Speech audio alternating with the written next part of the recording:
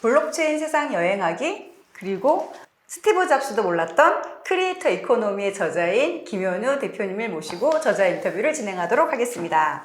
안녕하세요, 대표님. 예, 안녕하세요. 네, 예, 바쁘신 중에 나와주셔서 너무 감사합니다. 영광입니다. 조금 전에 책 소개하는 거 이렇게 이거 보니까 이거 되게 오래됐잖아요. 네네. 또 여러 해가 지났는데 저는 맨 처음 이거 먼저 얘기할 줄 알았는데 이게 먼저 또 나오는 순간 제가 매번 책을 쓸 때마다 좀 이렇게 트렌디한 걸 쓰는구나라는 걸 제가 앞서서. 느꼈어요. 그렇죠. 대표님 간단한 자기소개 해주시면. 예, 저는 서울경제진흥원 SBA라고 하는 곳에 서울시 산하기관의 대표를 맡고 있고요. 경력도 조금 얘기를 해야 네네, 되잖아요. 경력도. 저 책을 쓸 때는 바로 이전에는 아시아경제TV라고 하는 경제 채널 방송의 사장을 했었고요.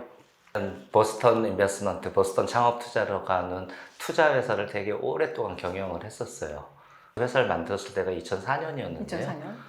그래서 IT 투자를 시작했고 그 다음에 남들보다 조금 더 빨리 바이오 투자를 시작을 했는데 정말 운이 좋아서 제가 운이 좋은 사람이거든요. 그래서 운 좀 나눠주세요. 셀트리온이라는 곳에 셀트리온. 투자를 해서 좀 대박을 터뜨리기도 했고요. 그때는 셀트리온이 힘들 때 얼리 스테이지였기 때문에 그런 경험을 갖고 있고 그렇게 해서 돈을 좀 벌었고 제가 컨텐츠 투자의 1세대 해당 1.5세대 정도 해당하지 않을까 싶어요. 그래서 보스턴 창특으로 유명한 게 컨텐츠 부분에 뭐 영화, 드라마, 공연, 뭐 전시 이런 거 투자자로 되게 유명했었죠. 콘텐츠 투자자 1세대, 예, 아니면 예, 1.5세대라고 예, 하실 수 있는데, 예. 그런 콘텐츠 투자자의 눈으로 봤을 때, 예. 이런 크리에이터 이코노미나 뭐 유튜버들 출연했을 때, 딱 관심을 가지거나, 정말 이쪽이 좀 영향을 크게 미칠 것 같아, 세상을 바꿀 것 같아, 라고 생각하신 거는 언제이신가요? 아니 벌써 뭐 제가 여러 군데서 이런 말씀을 드렸는데 대한민국 사람들이 다 아는 하나의 사건을 얘기를 드릴게요.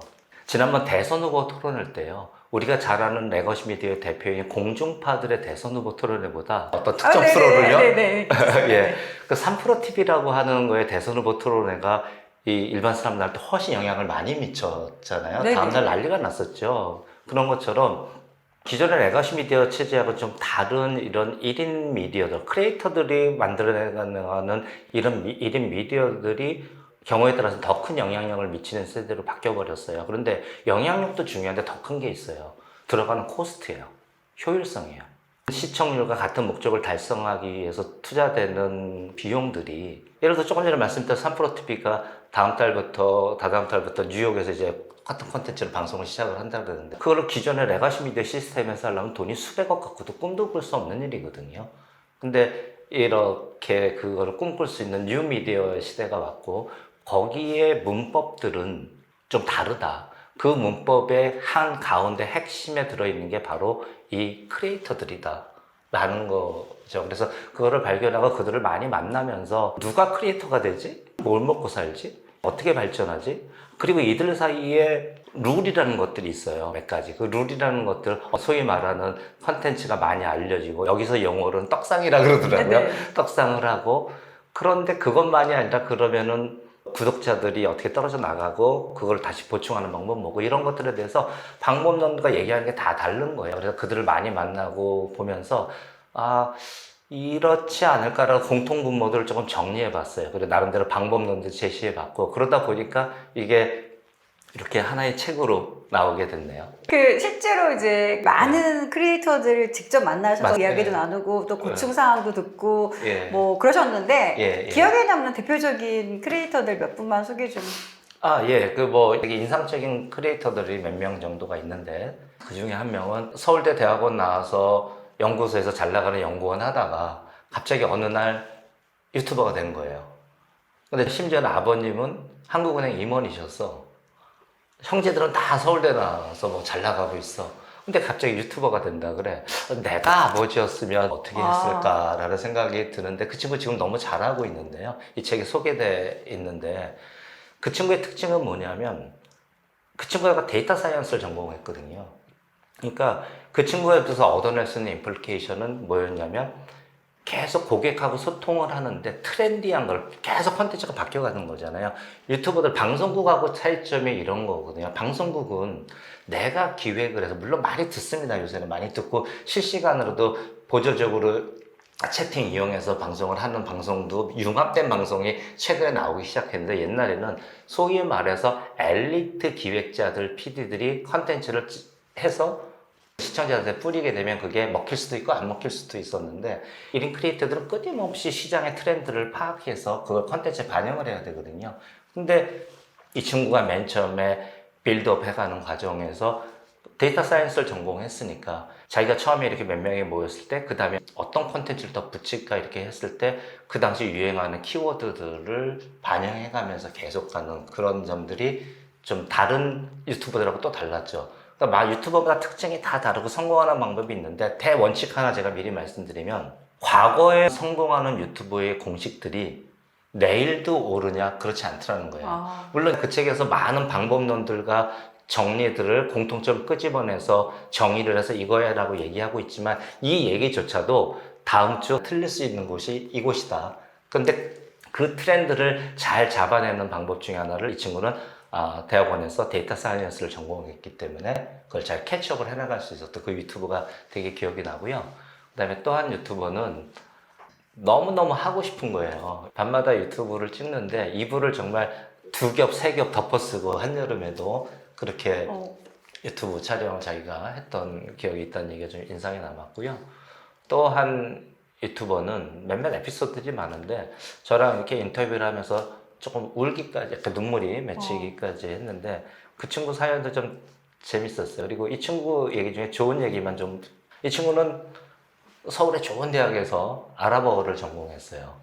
그리고 나서 이집트에 갔었대요. 이집트에 여행을 가게 됐었는데 사람들이 자기가 한국에서 왔다는 것만으로도 너무 좋아하더라는 거예요. 그래서 그냥 돌아와서 한국에 관련된 얘기들을 소소하게 올리기 시작한 게 이제 그게 계기가 됐는데 그래서 저한테 묻더라고요. 대표님, 그러더니 전 세계에서 지금 아랍어를 쓰는 나라가 몇 개국인 줄 아세요? 혹시 몇 개국인 줄 아세요? 20개국? 뭐 이런. 아시네. 저는 막 14개국, 15개국 막 그랬는데 22개국이 넘는 22개국. 네. 오, 진짜 많은 나라가 아랍어를 쓰는 거예요. 인구수로도. 그러면서 이 친구가 이제 서울에 대한 자기 일상을 아랍어로 올리기 시작을 했는데 그게 지금 몇백만 팔로워를 가진 유튜버로 성장을 하게 된 케이스도 있었고요. 또 한 곳에 이런 유튜버도 인상적이에요. 어떤 거였냐면 이 책에 정리된 내용 중에 컨텐츠가 일관되고 자기가 좋아하는 것을 할 수 있어야지 된다는 내용들이 좀 들어있어요. 애니메이션의 OST만 부른다고 가정을 했을 때 이게 돈이 될까요? 한국의 애니메이션 OST만 갖고 했을 때 그거 갖고 먹고 살 수 있겠어요? 절대 안 되죠. 근데 놀라운 현상들이 일어나고 있거든요. 근데 그게 한국 시장이라고 국한해보면 힘들어요. 근데 이게 만약에 우리나라에는 그런 애들이 만약에 3만 명밖에 안 되겠다, 5만 명밖에 안 된다, 또는 1000명밖에 안 된다 그랬는데 이게 전 세계로 대상을 했을 때 얘가 달라지거든요. 근데 이 책의 내용 중에 쭉 그런 내용들이 나옵니다만은 K 크리에이터가 프리미엄을 받는 세상이 됐거든요. 뭐 일본의 어떤 사람이 애니메이션 OST만 계속 불렀다, 그럼 전 세계 사람들이 이렇게 각광하지 않을 거예요. 그런데 한국 사람이 그렇게 부르니까 전 세계 사람들이 각광을 하는 거죠. 그런 얘기들을 사례 중심으로 좀 하고 그 사람들이 쓰는 임플리케이션들을 조금씩 같은 종류의 것만 이렇게 묶어가지고 어떻게 하면 이 크리에이터 세상에서 잘 적용해 나갈 수 있을까? 또는 크리에이터 세상이 어떻게 변화할까? 이런 것들을 좀 정리해 봤습니다. 네. 이제 유튜브를 뭐 초등학생들도 이제 장래 희망이 뭐 1등이 유튜버 이렇게 될 정도로 지금 전 세계적으로 유튜브를 많은 분들이 보고 계시는데 근데 사실 한국 시장으로만 좁혀서 보면 비율상으로는 인구수당, 뭐 소득 수준당, 지역당으로 굉장히 높지만 사실 또 되게 큰 시장이거든요. 그래서 한국에서 뭐 100만 유튜버 깜짝 놀라지만 전 세계로는 뭐 몇억 유튜버, 그다음에 뭐 그 수입 단위도 몇백억, 몇천억이 되시더라고요. 그래서 이제 많이 다르죠. 그래서 한국이 이제 많이 이제 한국만에 국한될 게 아니라 이제 글로벌로 많이 진출. 그래서 3%도 아마 미국으로 진출하고 이러시는 것 같은데 이렇게 진출하는 분들이 또 실제로 있으시더라고요. 많아요. 그리고 여기는 진출할 때 비용이 안 들잖아요. 한국에서 그대로 하면서 해외에 있는 분들 타겟으로 할 수 있으니까 효율성이라는 면에서 보면 기존의 레가시 미디어가 정말 절대로 감당할 수 없을 효율성을 갖고 있는 거죠. 한국의 유튜버인데 전 세계에 좀 알려진 유튜버. 그래서 그 네, 나라 네, 뭐 스페인어권, 네, 아랍어권 예, 이런 예, 영미권에 영향을 미치는 예, 예. 그래서 영향을 미쳐서 문화 외교 대사 같은 역할을 하시는 분들도 좀 너무 많죠. 너무 많고 그분들 한 분 한 분이 사실은 대한민국 국가 홍보원에서 하지 못하는 일을 다 하고 계시죠. 그분들의 에피소드도 조금 담았는데 이 책에서 중요한 거는 그들의 인터뷰를 하는 것도 중요한데요. 그러니까 재미있으니까 잘 넘어가요. 근데 그거보다는 그래서 거기서 얻어지는 시사점, 임플리케이션. 내가 지금 유튜브 하기 너무 늦지 않았어? 아, 나 유튜브 어떻게 해야 되지? 하다 보면 에브리바디 고민을 하거든요. 그만할까? 정체가 됐는데 어떻게 해야 되지? 뭐 그런 거에 빠지게 되시거든요. 그런 거에 대한 답을 좀 드리려고 노력을 했어요. 근데 그 답이 되게 거창할 수도 있는데 의외로 좀 간단한 거가 있어. 야, 그냥 너 공부 열심히 해. 그러면은 뭐 뻔한 얘기가 되는 거죠. 근데 이러이러하고 이런 사례가 있었는데 이렇게 됐었고 여기서 이런 것들이 있더라. 그러니까 공부 열심히 해야 되지 않겠니? 그러면 좀 와닿는 거예요. 있잖아요. 그 노하우를 저의 노하우라기보다는 이제 있었던. 근데 그 공부 열심히 하는 방법이 사람마다 다 다른 거예요. 일타강 사건만 배우면 무조건 만점 맞느냐? 또 아니거든요. 근데 또 일타강 사건 안 들으면 만점 맞느냐? 또 그게 아닐 수도 있거든요. 그런 것들을 계속해서 케이스별로 재밌게 스토리화 엮어서 정리를 해봤어요. 네. 그렇습니다. 아니, 그래서 이제 이렇게 크리에이터들의 이코노미에 관심을 집중적으로 기울이시다가 급기야 예. 예. 서울컨이라는 예, 예. 그 좀 약간 상상 속에서 가능한 일을 하셨는데 근데 2024년 1월 1일 날 예, 이제 예. 카운트다운을 동대문 카운트다운 DDP에서 포함해서, 예, 했어요. 전 세계의 예. 인플루언서들이 모여서 맞습니다. 서울에서 예, 맞습니다. 새해 맞이를 했는데 예, 예. 이런 걸 어떻게 생각하시고 또 어떻게 다 모으셨는지 모으는 아. 것도 쉽지 않았을 텐데 제가요 운이 좋다 그랬잖아요. 저 운이 좋은 사람이고요. 그다음에 또 한 가지는 무식하니까 용감해요.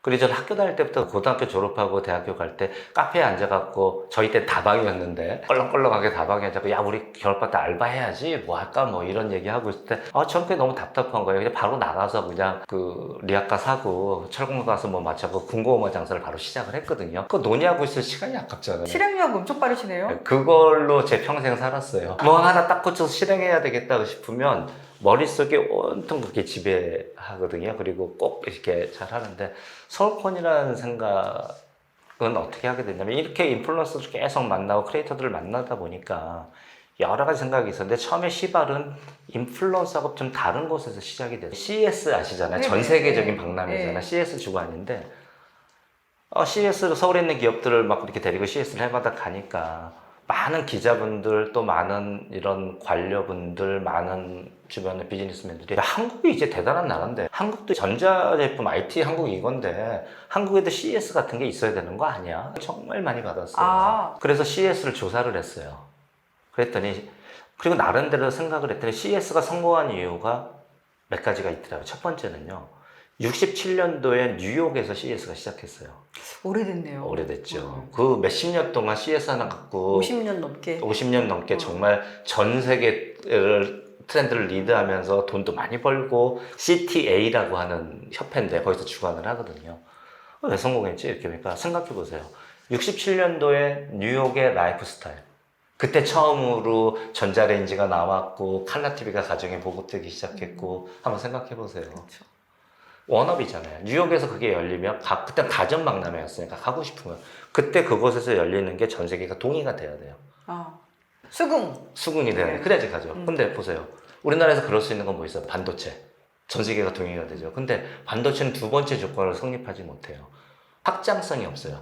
그들 전문가들의 리그지 일반인들은 별로 관심이 없잖아요. 그렇지. 전 반도체 관련자들만 네, 확장성이 없어요. 확장성은 두 가지인데 그렇게 전문가에서 일반인도 확장이 있어야 되고 또 하나는 어떤 확장이 있어야 되냐면 이 주제가 계속 확장이 돼요. CS는 가전에서도 시작해서 뭐 모빌리티, IT에서 모빌리티에서 AR, XR 이렇게 계속 발전하거든.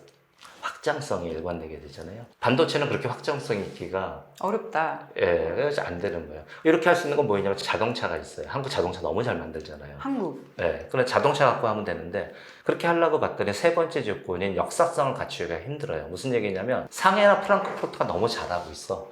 굳이 이건 계속 하면서 역사성을 갖춰야 되는데 그러면 작년보다 올해 더 잘하게 되고 내년에 더 잘하게 되는데 그렇게 굳이 안 되는 거예요. 그래서 한국에 오는 게 동의가 되고 수긍하고 확장성이 있고 역사성. 역사성 남들 안 하고 있어야지 역사성을 갖추거든요. 이게 뭘까 생각해봤더니 K 컨텐츠를 중심으로 한 이런 크리에이터들의 박람회가 없는 거예요. 전 세계에 없어요. 비슷한 게 비트코인이나 컴플렉스 코인이 있는데 그거는 크리에이터 자체 사람에 초점을 맞춘 게 아니라 컨텐츠에 초점을 맞췄어요. 마치 영화제처럼. 그래서 플랫폼 중심으로 움직이고 그래서 크리에이터라는 사람의 초점을 맞춘 박람회를 해보면 자세히 생각해보면 CES나 이런 뭐 기계기구 박람회, 전 세계적인 박람회들은 대부분 제조업 시대의 마인드셋이에요. 프레임워크예요. 향후 다가오는 이런 IT 산업 이어온다는 감성사회의 프레임워크에는 이게 딱인 거예요. 그래서 한번 밀어붙여 봤죠. 처음에 없었는데. 그리고 또 한 가지 생각해보면 많은 사람한테 물어보면 서울이라는 곳이 이런 크리에이터들한테 전 세계에서 최고의 성지가 된다고 생각을 해보세요. 멋지죠. 멋지죠. 이거는 BBC, MBC, CBC, MBC 다 불러 들어온 것보다 크리에이터들 모아서 하는 게 훨씬 더 미래지향적 이잖아요. 그걸 좀 한번 해보고 싶었고 또 이런 거 생각 들었어요. 맨 처음 제 생각은 잘하실 때 맨날 우리는 해피 뉴 이어 카운트다운을 할 때 미국 CNN이 비춰지는 타임스퀘어를 보고 자랐잖아요. 저 어렸을 때 그거 보면서 가슴 두근두근 뛰면서 나도 언젠가 사랑하는 사람이 생기면 적어서 여행 가서 저 느낌을 느껴보고 싶은 거 어린 마음에만. 근데 전 세계 10대, 20대들한테는 서울이 그런 곳이거든요. K-팝도 있고. K-팝도. 그래서 생각했어요. 만약에 3, 2, 1, 0 카운트다운 끝나고 BTS 올라오는 거 3년만 하면 전 세계 10대, 20대들은 서울을 찾아보고 있을 거예요. 서울의 카운트 시간에 맞춰갖고 인터넷으로, 유튜브로, 페이스북으로, 틱톡으로 찾아볼 거예요. 그렇게 잘하는 애들이 한국의 화장품을 사고 그렇게 잘하는 애들이 한국의 자동차를 사요. 지금 갑자기 60된 사람들 돈 있다고 한국 화장품 써라? 안 써요. 자기가 쓰던 거 쓴다고 그냥. 그쵸. 저 서울경제진흥원장이죠. 네. 이런 것들 때문에 이런 겉에서는 그렇게 우리가 1인 미디어의 성지라고 전 세계를 모으는 전 세계 BBC, MBC, CNN, ABC, NHK, CCTV 다 모은다고 생각하면 500억을 들여도 다 나오기도 힘들고 그 정도 뷰수도 안 나오는데 10분의 1, 20분의 1도 안 되는 돈을 들여서 효과는 100배를 결국 서울콜에 관련된 크리에이터들의 이런 모임에 뷰가 5억 뷰 가까이 나왔거든요. 5뷰. 그렇게 모인 인플루언서들의 팔로워 수를 누적적으로 합치면 물론 누적적입니다. 합치면 30억 명이 넘는 사람들이 모였거든요. 전 세계 58개국에서. 그러니까 그거 보면서 이래여서 미숙한 점도 많았지만 아무 전 세계에서 이걸 안 하고 있으니까 한국이 서울이 또는 이런 공공 부분에서 크리에이터 중에 아직은 조금 힘드신 분들 많거든요. 이분들을 잘 지원해 준다면 정말 남다른 의미를 훨씬 효율적으로 할 수 있겠다는 생각을 했어요. 저는 그때 현장에 가봤었는데 원래 그 DDP가 자아디드가 우주선처럼 만들어 놓은데 새해고 사람들이 모여있고 하니까 굉장히 판타스틱한 장면이 연출되더라고요. 전 세계인이 이걸 보면은 서울이 저렇게 되게 미래지향적인 느낌이 나잖아요. 판타스틱한가? 라고 생각할 것 같은 그런. 그 안에 한 40개가 넘는 프로그램이 있으나 K-팝도 있고 T1콘이라고 해서 서울콘 밑에 그 T1 페이커가 그날 와서 그 팬사인회도 하고 뭐 T1 구단이랑 같이 한 것도 있고 그 안에 한 40개가 넘는 프로그램들이 있어서 여기 시청자 여러분 올 연말은 다른 데 가지 마시고요. DDP 오시면 연말이 다 해결될 겁니다. 올해도 하시는 올해도 합니다. 2회. 이번에는 규모를 좀 더 키워서. 작년에 58개국에서 3,000여 팀이 왔잖아요. 그러니까 마치 올림픽 할 때처럼 2명이 와도 이렇게 자기 나라 국기 들고 많은 나라가 참가하는 게 좋다고 생각을 했어요. 근데 실제로 해봤더니 그거보다 더 중요한 게 있었어요. 참가국을 좀 줄일 거예요. 줄이더라도 각 나라에서 정말 영향력이 있는 크리에이터가, 인플루언서가 오는 게 더 중요해요. 이번에는 많은 수보다는 좀 구독자가 많은 사람을 참가하는데 좀 중심을 줄 생각이에요. 조금만 좀 소개해 주시죠. 제가 지지난주에 인도네시아 갔는데 인도네시아에서 한 1억 명 팔로워를 가진 친구가 한국에 올 것 같고요. 그 다음에 전 세계에서 팔로워가 제일 많이 온 친구랑 얘기를 좀 하고 있어요. 근데 저희가 다 돈 주고 데려오질 않거든요. 한번 돈 주기 시작하면 이게 끝이 없기 때문에 가급적 돈을 안 주고 데려오려고 하고 있어서 하여튼 좋죠. 예. 네, 초청만 하는 건데 그들이 와야 되는 이유를 만들어내야 되니까 좀 쉽지 않지만 깜짝 놀랄 만한 어떤 인플루언서 크리에이터들 온 것 자체만으로도 기존의 레가시 미디어가 인터뷰를 할 만한 그런 분들을 좀 모시고 오려고 지금 저 계속 물밑에서 얘기를 하고 있는 중입니다. 그리고 그런 인플루언서들, 그런 크리에이터들이 온다는 거 알면 국내 광고계가 들썩들썩 할 거예요. 온 김에 찍으면 좋고 또 작년에 또 웃지 못할 일화들이 많았는데요. 인도에서 한 4,300만인가 팔로워가 있는 아누시카 젠을 초대했었는데 저 초대하지 않았는데 700만 팔로워를 가지고 왔어요. 누가 온다 그러니까 오는 거죠. 서로 그런 거거든요. 네네네. 이 세계가. 네. 근데 그 둘을 제가 소개시켜줬어요. 이런 또 그런 일이 벌어지는군요. 그리고 서로 한국에서 제일 팔로워가 많은 사람 중에는 온오빠라는 게 있어요. 네네. 온오빠는 BTS, 블랙핑크 다음에 2,200만인가 300만이 있어요. 틱토커. 틱토커인데 아누시카 제나가 만나게 해준 거죠. 아, 만나게 인도, 해줬더니 둘이서 바로 거기서 콜라보를 하는 거예요. 협의해서.